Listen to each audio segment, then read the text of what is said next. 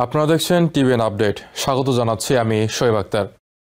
জন্মসূত্রে নাগরিকত্ব সংক্রান্ত মামলায় প্রেসিডেন্ট ডোনাল্ড ট্রাম্পের নীতিতে বিচারকদের হস্তক্ষেপ করার ক্ষমতা সীমিত করেছে সুপ্রিম কোর্ট। সুপ্রিম কোর্টের এই রায়ের ফলে প্রেসিডেন্ট ডোনাল্ড ট্রাম্পের কর্মসূচি বাস্তবায়নে বড় বাধা দূর হলো এবং অন্তত সাময়িকভাবে আমেরিকায় নাগরিকত্বের সংজ্ঞা পুনর্গঠনের পথ খুলে দিয়েছে। শুক্রবার সুপ্রিম কোর্ট 6-3 ভোটে প্রেসিডেন্ট ট্রাম্পকে কিছু অংশে জন্মসূত্রে নাগরিকত্ব বাতিলের নির্দেশ কার্যকর করার অনুমতি দিয়েছে।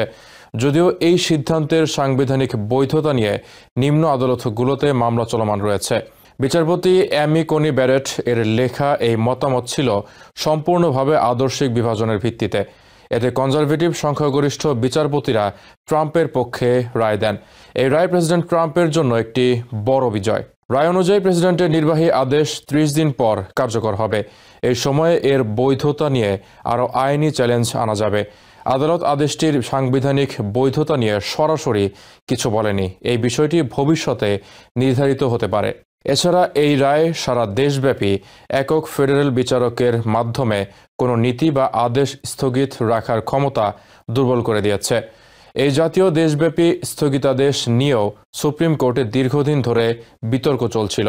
এই সিদ্ধান্ত অনুযায়ী প্রেসিডেন্ট ট্রাম্পের নির্বাহী আদেশে অবৈধ অভিবাসীদের সন্তানদের নাগরিকত্ব দেওয়ার রীতি বন্ধ করার যে ঘোষণা রয়েছে তা এখন শুধু 28টি স্টেটে কার্যকর হবে। এসব স্টেটে এই আদেশের বিরুদ্ধে মামলা দায়ের হয়নি, তবে আদেশটি কিভাবে বাস্তবায়িত হবে তা এখনও পরিষ্কার নয়। এই জাতীয় দেশব্যাপী আদেশের মাধ্যমে ডেমোক্রেট এবং রিপাবলিকান উভয় প্রশাসনের নীতির ওপর বারবার স্থগিতাদেশ আসছিল। বিশেষ করে ট্রাম্প প্রশাসনের স্কুল ফান্ডিং, ফেডারেল কারাগারে ট্রান্সজেন্ডার নারীদের স্থানান্তর এবং ভেনেজুয়েলান অভিবাসীদের রক্ষা নিয়ে উদ্যোগ নিম্ন আদালতের আদেশে আটকে পড়ে। এই মামলার সূত্রপাত হয় গত 20 জানুয়ারি, ট্রাম্পের দ্বিতীয় মেয়াদের প্রথম দিন।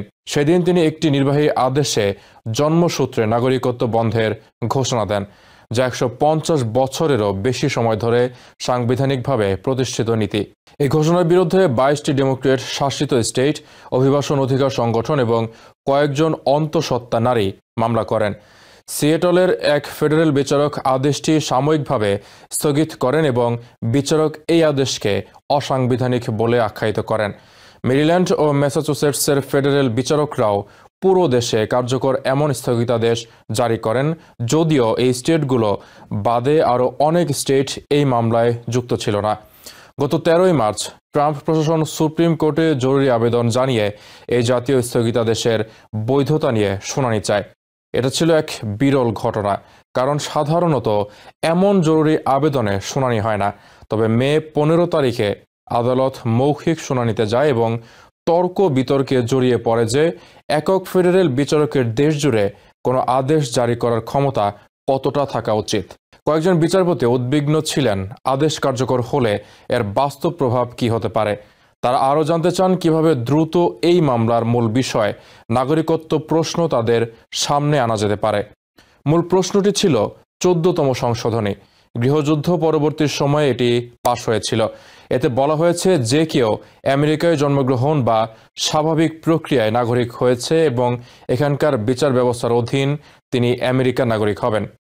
1898 সালের এক মামলায় সুপ্রিম কোর্ট এই জন্মসূত্রে নাগরিকত্বের অধিকার নিশ্চিত করে।